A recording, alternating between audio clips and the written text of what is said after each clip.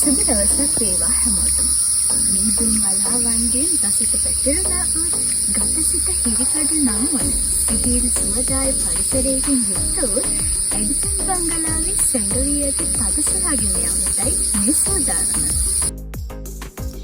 කොළඹ බදුල්ල ප්‍රධාන මාර්ගයේ යනකොට අපිට හපුතලේ නගරය හමු වෙනවා. හපුතලේ සිට දිවෙන බොරලන්ද මාර්ගයේ කිලෝමීටර් 4ක් පමණ ගිය විට අපිට මේ බංගලාව හමු වෙනවා. මුහුදු මට්ටමේ සිට අඩි 5000ක් පමණ උසින් තමයි මේ පිහිටලා තියෙන්නේ. එඩිසන් බංගලාව හෙවත් ශාන්ත බෙනඩික් ආරාමය අක්කර 12ක භූමි ප්‍රමාණයකින් යුක්ත වෙනවා. තංගමලේ අබේ භූමියට අයත් ඝන වනාන්තර ආවරණයකින් වට වූ මේ එඩිසන් බංගලාව මනරම් පරිසරයකින් යුක්ත වෙනවා. බංගලාවේ ඉහළ කොටසට වනාන්තරයක් හා කුරුළු අබේ භූමියක් අයත් වෙනවා. මෙහි ඇති සීතල මීදුම හා තේ වතු වලින් පිරුණු කුඩා කඳුකරය පරිසරයේ සුන්දරත්වය තවත් වැඩි කරයි. වර්තමානය වන විට මෙය බෙනඩික් භික්ෂූන් විසින් පවත්වාගෙන යනු ලබන ආරාමයක් ලෙස තමයි සැලකෙන්නේ. ඔබ නිස්කලංක පරිසරයක මිහිරියා විඳින්නට කැමති නම් මේ අගනාතෝතැන්නක් වනු නිසැකයි. මේ ස්ථානයට බදුළු පුරවරය වට කරගෙන ඇති නමුණුකුල, පිදුරු තලාගල, තොටුපොළ කන්ද යන කඳු ඇතුළත් ඌවදෝනිය මනාව දිස්වෙනවා. විශේෂයෙන්ම හරිත පැහැ කඳු වැටි අතර ශාන්තව වැජබෙන මේ එඩිසන් බංගලාව දුටුවන්ගේ නෙත් පැහැර ගන්නා සොඳුරු ස්ථානයක්. ඇත්තටම මොකක්ද මේ එඩිසන් බංගලාව කියන්නේ? ඕනෑම නිර්මාණයක් ඉබේ හටගන්නේ නැහැ. පුද්ගල සිතක තමයි යම් නිර්මාණයක මූලය හටගන්නේ. ඉතින් මේ නිර්මාණයත් ඒ වගේ පුද්ගලයෙකුගේ සිතෙහි හටගත් සිතුවිල්ලකට අනුව කළ නිර්මාණයක්. මේ බංගලාවේ නිර්මාපකයා වෙන්නේ සර් තෝමස් ලිස්ටර් විලියස්. ඔහු 1869 දී එංගලන්තයේ කෙන්ට් හි එඩිසන් ග්‍රාමයේ තමයි උපත ලබන්නේ. එකල ප්‍රභූ පවුල්වල සම්ප්‍රදායට අනුව පිරිමි දරුවන් සිය අනන්‍යතාවය හා ධනය තමන්ම ගොඩනගා ගැනීමට පුරුදු වී සිටියා.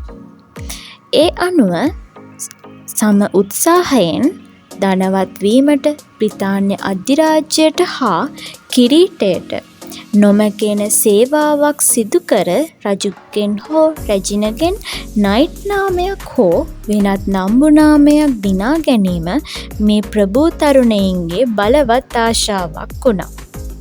ඉතින් බ්‍රිතාන්‍ය අධිරාජ්‍යයේ ලෝපුරා විසිරුණු කොලනි මොවුන් ආකර්ෂණය කරගත් අතර එම යටත් විජිත රාජ්‍යයන් වල වැවිලිකරුවන්, රාජ්‍ය නිලධාරීන්, කර්මාන්තකරුවන්, ඉංජිනේරුවන් ආදී විවිධ වෘත්තීන් තෝරාගත් ඔවුන් බ්‍රිතාන්‍යයේ ගත කළ සැපවත් ජීවිත අතහැර යටත් විජිතවල පදිංචියට ආවා. ඒ අනුව තෝමස් ලිස්ටර් විලියස්ද පාසල් අධ්‍යාපනයෙන් පසුව සිය වෘත්තීය වශයෙන් වතු පරිපාලනය තෝරාගෙන මුල්ම රැකියාව ලෙස ශ්‍රී ලංකාවේ බොගවන් තලාව ඇල්බැද්ද වතුයායේ ආධුනික වතුපාලකයෙකු ලෙස 1887 දී එක් වී ඇත. ඒ අතරතුර ඔහුට සමකාලීන වැවිලිකරුවෙකු වූ W.H. වෝකර් හමු වෙනවා. එම සබඳතාව ඔස්සේ ඔහුගේ දියණිය වූ එමලින් සමග තෝමස් ලිස්ටර් විවාහ වී ඇත. 1900 දී විලියස් මහතා ඔහුගේ සහෝදරයා සමග එකතු වී දික්කොය වතුයාය මිලට ගනිමින් වතු හිමි වැවිලිකරුවෙකු බවට පත්වෙනවා. එසේ දියුණු වූ ඔහු 1905 දී කොටස් හිමියෙක් හා තේ සැපයුම්කරුවෙක් ලෙස ජෝර්ජ් ස්ටුවර්ට් සමාගම සමග සම්බන්ධ වෙනවා. සමාගම් ලියාපදිංචි වාර්තා අනුව ලංකාවේ පැරණිම වාණිජ සමාගම වන මෙහි සභාපති තනතුර දක්වා ගමන් කරන්නට විලියස් මහතාට හැකි වෙනවා. ඔහු තම උපන් ගමට කෙතරම් ආදරය කරනවද කියලා කියනවනම් කෙන්ට්හි ඇඩිෂන් ගමෙහි ඇති දේශගුණයට සමාන දේශගුණයක් තියෙන ස්ථානයක් තමයි හොයන්නේ මේ බංගලාව ඉදි කරන්න. ඒ විතරක් නෙමෙයි තම ගමේ නම තමයි ඔහු මේ බංගලාවට යොදන්නේත්. මේ ආරාම උද්‍යානයේ වටා සුන්දර නේකවිත වර්ණයන්ගෙන් යුත් රෝස මල්, ඕකිඩ් මල් ඇතුළු විවිධ මල් වර්ග සහිත මනරම් දර්ශන අපිට මුලින්ම දිස්වෙනවා. මනාව නඩත්තු කරන ලද ගෙවත්තේ මලින් බර වූ මල් පාත්ති බොහෝමයක් දක්නට ලැබෙන අතර ඒ අතරින් කාගෙත් සිත් දිනාගෙන ඇත්තේ එංගලන්තයෙන් ගෙන්වන ලද රෝස පැලයි.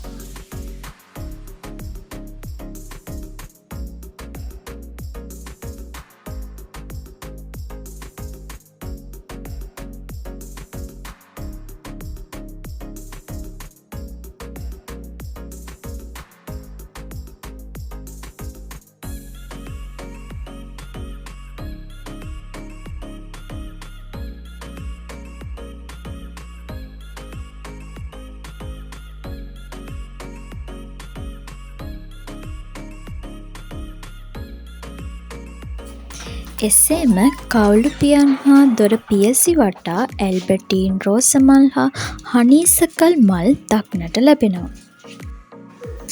අපි දැන් බංගලාවේ ඉදිකිරීම් හා ගෘහ නිර්මාණ පිළිබඳ විමසා බලමු. එංගලන්තයේ තියඩෝර් ගෘහ නිර්මාණ ශිල්පීය ආකෘතියට අනුව ඔහු උපන් කෙන්ට් පළාතේ කෙන්ට් මාලිගාවේ අනුරුවක් ලෙස මේ තනා ඇත. ඒ වගේම ශක්තිමත් කළුගල් බිත්ති, උසින් වැඩි එහෙත් පටු කවුළු පියන්පත් හා ඉංග්‍රීසි පන්නයේ දුම් කවුළු වලින් මෙය සමන්විතයි. මෙය තැනීමට ඉංජිනේරුවන් එංගලන්තයෙන්ද කම්කරුවන් උතුරු ඉන්දියාවෙන්ද ගෙන්වා ඇති බවත් ජනප්‍රවාදයේ සඳහන් වෙනවා. මේ මන්දිරයට යොදා උපමට්ටම් කළ කළුගල් එංගලන්තයෙන් තමයි ගෙන්වලා තියෙන්නේ. මෙහි වහලේ තනා ඇත්තේ බුරුම තේක්ක ලී වලින් සාදපු විශේෂිත උළු වර්ගයකින්. පියගැට පෙළ සකසා ඇත්තේ එංගලන්තයේ බකින්හැම් පැලස්හි පියගැට පෙළ ආකාරයටයි. මෙයට අවශ්‍ය බුමුදුරුණු ගෙන්වා තිබෙන්නේ පර්සියාවෙනි. මෙහි ඇති ඇතැම් සෝෆා ඔට්ටු හමෙන් සාදා ඇත. ඒ වගේම වහලේ පිහිටි සුළං කවුළු තුලින් හමන සුළඟ විශේෂිත නල මගින් ගමන් කරවා ඒවා ගිනි උදුන තුලට යවා ඒ වායු ධාරා මගින් කාමර උණුසුම් කරන දියුණු ක්‍රමවේදයක්ද මේ බංගලාවේ දක්නට ලැබෙනවා. මේ පිළිබඳ වැඩි විස්තර මෙම කෞතුකාගාරයේ සංරක්ෂණ කටයුතු සිදු කරන මහතෙකුගෙන් අපි මෙසේ විමසා බලමු.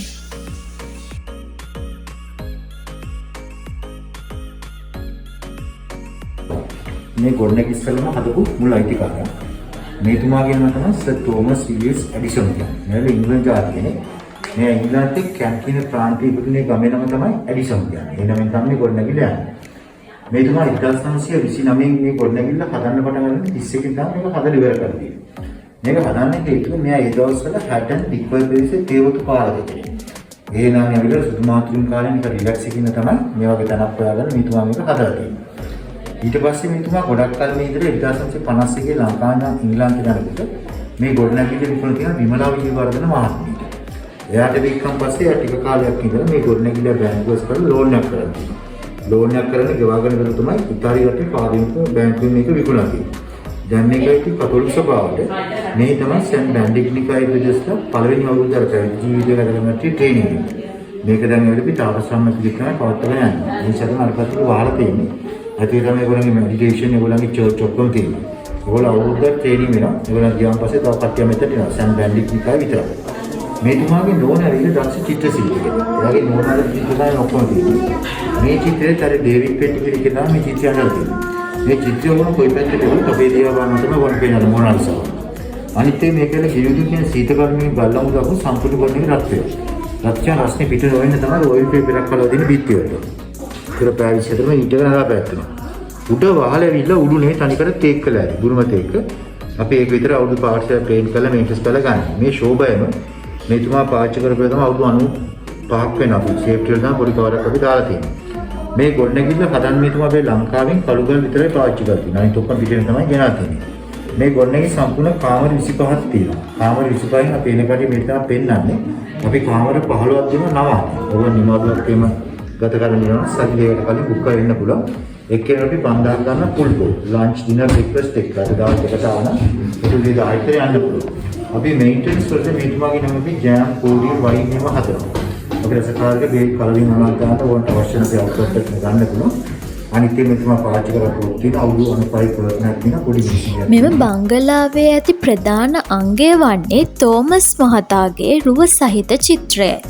ඩේවිඩ් පේන්ටර් නම් වූ ඉංග්‍රීසි ජාතිකයා එම සිතුවම චිත්‍රයට නගලා තියෙනවා. මේ නිර්මාණය කළා තියෙන්නේ මොනාලිසාගේ චිත්‍රයට සමානවයි. එනම් මේ චිත්‍රය අප යන අතට හැරෙන වාසේ පෙනෙන ආකාරයට තමයි ඩේවිඩ් පේන්ටර් මහතා මේ චිත්‍රය සිතුවම් කරලා තියෙන්නේ. එමෙන්ම තෝමස් විලියස් මහත්මිය ඇඳපු තෙල් සායම් චිත්‍ර මෙහි යන ඔබට දැක ගන්න පුළුවන්. භූ විෂමතාව, රුවල් නැව්, කඳු පන්ති වැනි විවිධ සිතුවම් ඒ චිත්‍රයට නගලා තියෙනවා. විශේෂයෙන්ම මෙහි ඇති පොත්පත් අවුරුදු 500ක දුර ඉතිහාසයකට දිව යනවා.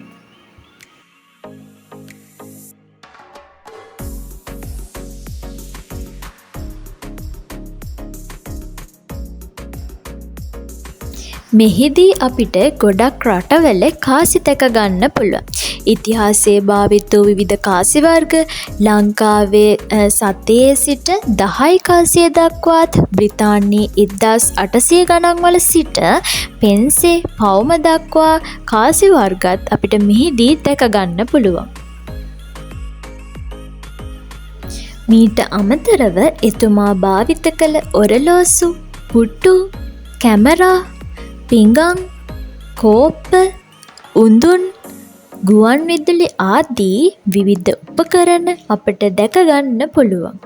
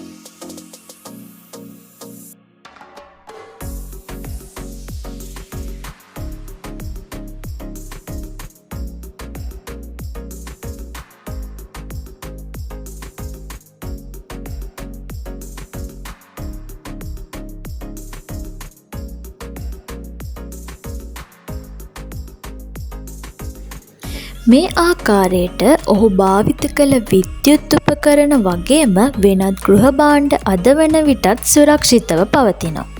ඉතින් මේ සියල්ලේ එකතුවක් ලෙස තමයි ඇඩිසන් බංගලාව නිර්මාණය වෙන්නේ.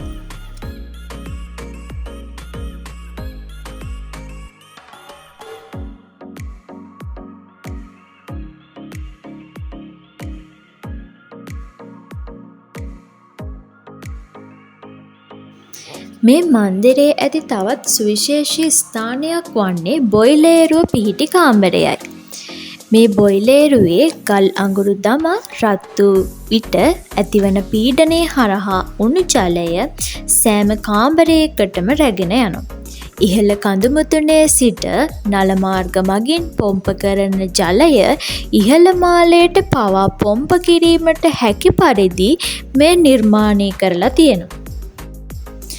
හපුතලේ ප්‍රදේශයේ පවතින සෞම්‍ය කාලගුණය හේතුවෙන් එංගලන්තයෙන් ගෙන්වන ලද ස්ට්‍රෝබෙරි හා ඇපල්ද මේ ඇඩිසන් වතුයායේ සරුව වැඩුණු බව පැවසෙනවා. කෙසේ නමුත් ඒ සංචාරකයන් සඳහාද විවෘතව පවතිනවා. මේ නැරඹීමට යන ඔබට මේ ඇඩිසන් වතුයායේ වැවෙන පළතුරු වලින් සකසන ලද ස්ට්‍රෝබෙරි ජෑම්, දොඩම් මාමලේඩ්, පේරවලින් සැකසූ ජෙලි හා නැවුම් පළතුරු කෝඩියල් මිලදී ගැනීමේ හැකියාවද පවතිනවා. මේ බංගලාව බොහෝ කාලයක් තිස්සේ ප්‍රභූන් විසින් නිවාඩු නිකේතනයක් වශයෙන් භාවිතා කර තිබෙනවා.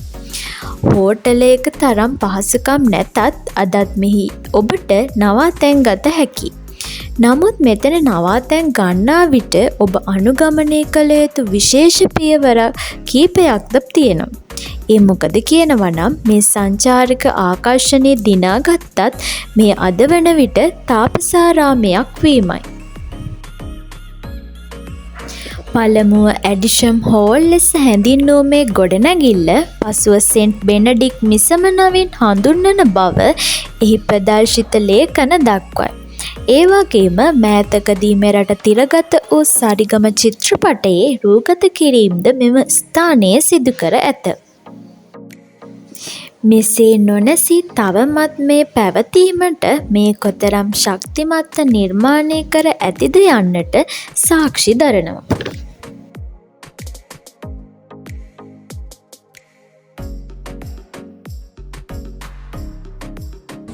ඉතින් සංචාරී නවම සොයන ඔබට බංගලාවේ තියෙන සුන්දරත්වය, ස්වභාව ධර්මයේ තියෙන සුවදායි බවත් අනගේ අත්දැකීමක් වනු නොඅනුමානයි. සීතල මීදුම් වලාවන් අතරින් ඇවිත යන අතරේ මේක විත කුරුළු කූචනයන්ගේ මිහිරියාවද විඳිමින් මේ තංගබලේ භූමියට අයත් වනාන්තරය මැදින් යන ඔබට එහි ඇති මිහිරියාව කිසි දිනක අමතක නොවන සුන්දර මතකයක්ම වනු ඇත.